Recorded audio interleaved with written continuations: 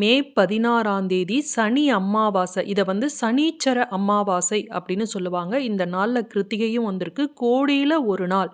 இந்த ஒரு பொருள பசுமாட்டுக்கும், காகத்துக்கும் அன்றைய தினம் நம்ம கொடுத்தோம் அப்படின்னா, தீராத நோய் தீரும். தீராத கடன் பிரச்சனை இருந்தா தீரும். லட்ச லட்சமாய் பணம் வரும். அது எப்படி அப்படிங்கிறத இந்த பதிவுல பார்க்கலாம். நீங்க ஒரு முருக பக்தரா இருந்தா கமெண்ட்ல ஓம் சரவண பவ அப்படின்னு டைப் பண்ணிட்டு பதிவ பாருங்க. இது வந்து மிக மிக அரிய நாளுங்க. முருகனோட அருளும் கிடைக்கும், முன்னோர்களோட அருளும் கிடைக்கக்கூடிய நாள். இந்த நாள் வந்து ஏன் அவ்வளவு சிறப்பு அப்படிங்கிறத தெரிஞ்சுக்கணும்னா வீடியோவை ஸ்கிப் பண்ணாமல் பார்த்தீங்கன்னா தான் நான் சொல்லக்கூடிய தகவல் உங்களுக்கு முழுமையாக புரியும். வீடியோ பிடிச்சிருந்தா லைக் பண்ணுங்கள், உங்கள் ஃப்ரெண்ட்ஸ்க்கெல்லாம் ஷேர் பண்ணுங்கள், புதுசாக பார்க்குறவங்க சப்ஸ்கிரைப் செஞ்சுட்டு பாருங்கள். இந்த நாளில் பாருங்கள், கிருத்திகை நட்சத்திரம் வருது. கிருத்திகை நட்சத்திரம் முருகனுக்கு மிகவும் உரிய பிடித்தமான நட்சத்திரம்னு சொல்லலாம். ஏன்னா முருகனை வளர்த்தவங்களே கார்த்திகை பெண்கள் அந்த 6 பேரும் தானே. அதனால தான் அந்த பெண்களுக்கு அருள் புரிய, அந்த கார்த்திகை பெண்களுக்கு அருள் புரிய முருகன் வந்து அந்த நாளை வந்து தனக்கு உரிய சிறப்பு வாய்ந்த நாளாக நட்சத்திரமாக அதை மாற்றினார். இந்த கிருத்திகை நட்சத்திரம் பார்த்திங்கன்னா சிகப்பு நிறத்தில் கூரிய கத்தி வால் போல காட்சியளிக்குமா.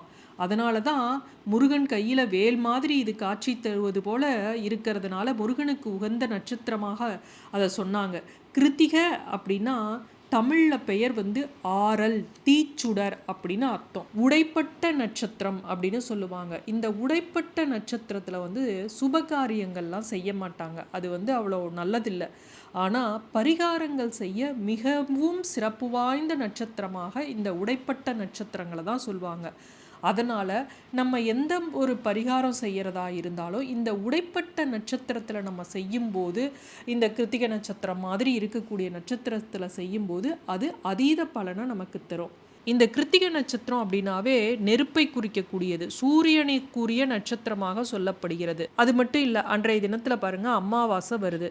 இப்போ அமாவாசை அப்படிங்கிறது சந்திரனுக்குரியது, கிருத்திகை நட்சத்திரம் அப்படிங்கிறது சூரியனுக்குரியது. அப்போ இந்த நாளில் வந்து சூரியனுக்கும் சந்திரனுக்கும் எவ்வளவு தொடர்புடைய நாள். அது மட்டும் இல்லாமல் மே 16ஆம் தேதி பார்த்திங்கன்னா இந்த அமாவாசையானது சனிக்கிழமையில வந்திருக்கு. அதனால் சனி பகவானுக்குரிய நாளாகவும் இருக்குது. அதனால தான் 7 தசை, அஷ்டம தசை, கண்டகச்சனி, பித்ரு தோஷம் இது எல்லாம் இருக்கிறவங்க இந்த நாளை நம்ம தவற விட்டுடக்கூடாது. அன்றைய தினம் அமாவாசை எப்போ ஆரம்பிக்குது அப்படின்னு பார்த்தீங்கன்னா மே 16ஆம் தேதி சனிக்கிழமை அதிகாலை 3:58க்கே ஆரம்பித்து மே 17ஆம் தேதி அதிகாலை 2 மணி வரையும் அமாவாசை திதி இருக்குது.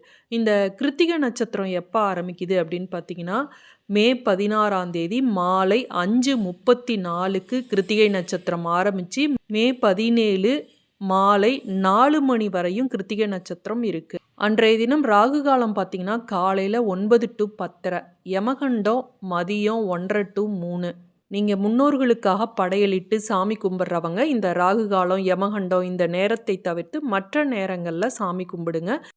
இப்போ இந்த கிருத்திகையும் அமாவாசையும் சேர்ந்து வரக்கூடிய நாளில் நம்ம வாழ்க்கையில் வரும் தடைகளை சமாளிக்க உதவக்கூடிய சில பரிகாரங்களை நம்ம செய்யலாம். சுப காரியங்களை தான் செய்யக்கூடாது. கிருத்திகை நட்சத்திரத்தில் எந்த ஒரு சுபகாரியமும் செய்யக்கூடாது. அமாவாசையில் மேக்சிமம் யாருமே சுபகாரியங்களை செய்ய மாட்டாங்க, செய்யக்கூடாது.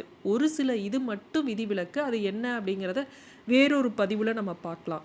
இப்போ இந்த கிருத்திகை நட்சத்திரம்னாவே என்ன சொன்னேன், சிகப்பு நிறத்தில் அப்படியே கூரிய கத்தி போல் உருவமுடையது. அதனால் இந்த கிருத்திகை நட்சத்திரத்தில் மரம் வெட்டுவது, மண் தோண்டுவது, சுரங்கம் தோண்டுவது இது போன்ற விஷயங்கள், அதாவது வேலைன்னு பார்த்தீங்கன்னா அது மாதிரி செய்யணும். பரிகாரம் அப்படின்னு பார்த்தீங்கன்னா நீங்கள் எந்த விதமான பரிகாரத்தையும் நீங்கள் செய்யலாம். அதே போல் கிருத்திகை நட்சத்திரம் அப்படிங்கிறது சூரிய பகவானுக்கு உரியது இல்லையா.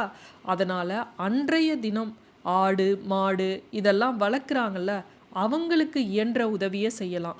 இதை நம்மளால் செய்ய முடியல, ஆடு மாடு வளர்க்குறவங்களுக்கு என்னால் உதவி பண்ண முடியல அப்படிங்கிறவங்க இந்த கிருத்திகை நட்சத்திரமும் அமாவாசையும் சேர்ந்து வரக்கூடிய நாளில் நான் சொல்லக்கூடிய இந்த உணவுப் பொருளை ஆடு மாடு காகம் இதுக்கு நீங்கள் செஞ்சீங்க அப்படின்னாலும் உங்கள் வாழ்க்கையில் வந்து நல்லது நடக்க ஆரம்பிக்கும். இந்த நட்சத்திரத்தில் ஏன் தீராத கடன் கூட தீரும் அப்படின்னு நான் சொல்கிறேன்னா, இந்த நட்சத்திரம் கடனுக்கு காரக கிரகமான செவ்வாயோட வீட்டிலையும் பணவரவிற்கு காரக கிரகமான சுக்கிரன் வீட்டிலையும் இருக்குது.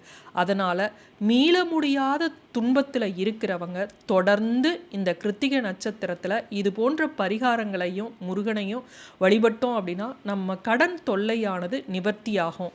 திருமண தடை இருக்கிறவங்களாம் தொடர்ந்து 6 மாதம் கிருத்திகை நட்சத்திரத்தில் திருச்செந்தூர் சென்று முருகனை வழிபட்டு வந்தீங்க அப்படின்னா திருமண தடை கண்டிப்பாக அகலும். நீங்கள் தொடர்ந்து போய் பாருங்களேன், 6 மாதம் அது முடியுமா எல்லாராலையும் அப்படிங்கிறது தெரியல. ஆனால் அப்படி போனால் எப்பேற்பட்ட தோஷம் இருந்து உங்களுக்கு திருமண தடை இருந்தாலும் அந்த திருமண தடை அகலும். இந்த நட்சத்திரம் பார்த்தீங்கன்னா 2லையும் இருக்கு இல்லையா, அதாவது செவ்வாய்க்குரிய ராசியிலையும் இருக்குது, சுக்கிரனுக்குரிய ராசியிலையும், அதாவது மேஷ ராசியிலையும் இருக்குது, ரிஷப ராசியிலையும் இருக்குது.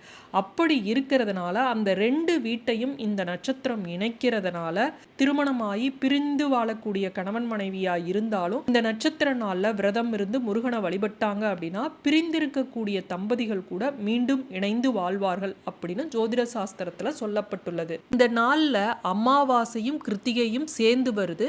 நான் ஏற்கனவே சொல்லிட்டேன், அமாவாசை சந்திர பகவானுக்குரியது, கிருத்திகை சூரியனோடு தொடர்புடையது. அப்போ அந்தந்த கிரகங்களுக்குரிய தானியங்களை நம்ம அந்தந்த நாளில், அதுவும் குறிப்பாக இந்த மாதிரி பரிகாரம் செய்யக்கூடிய உடைப்பட்ட நட்சத்திரங்களில் நம்ம செய்யும்போது அதன் பலன் அதிகமாக இருக்கும்.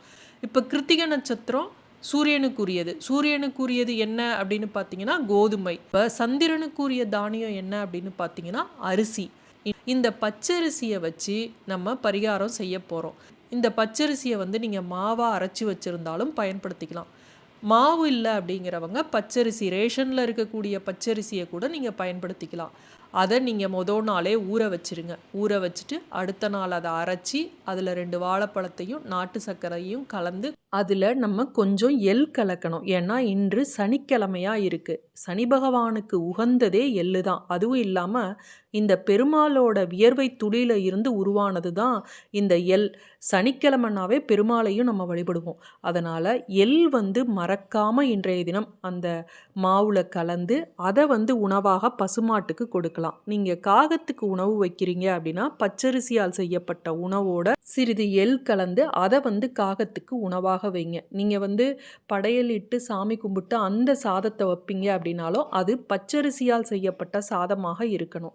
அப்போ நீங்கள் உங்கள் கட்டை விரல் ரேகை வழியாக நம்ம எள்ளும் தண்ணியும் இறப்போம் இல்லையா அமாவாசையில், அது மாதிரி நீங்கள் செய்கிறீங்க அப்படின்னாலும் அந்த எள்ளே போதுமானது. விரதம் இருக்காதவங்க தான் இந்த எள் சிறிது கலந்து முன்னோர்களுக்காக நீங்கள் சும்மா அன்றைய தினம் ஒரு பிடி சாதம் காகத்துக்கு வச்சிங்க அப்படின்னா ரொம்ப நல்ல பலனை தரும். கோதுமையால் செய்யப்பட்ட உணவு பசுமாட்டுக்கும் காகத்துக்கும் அன்றைய தினம் நீங்கள் கொடுப்பது மிகச்சிறந்த பலனை தரும். ஏன்னா கிருத்திகை நட்சத்திரம் வந்திருக்கு. நான் சொன்னேன் இல்லையா, கிருத்திகை நட்சத்திரங்கிறது சூரியனுக்குரியது. சூரிய பகவானுக்குரிய தானியம் அப்படின்னா கோதுமை. அதனால் மறக்காமல் இதை காகத்துக்கும் பசுமாட்டுக்கும் இன்றைய தினம் தானம் கொடுங்க.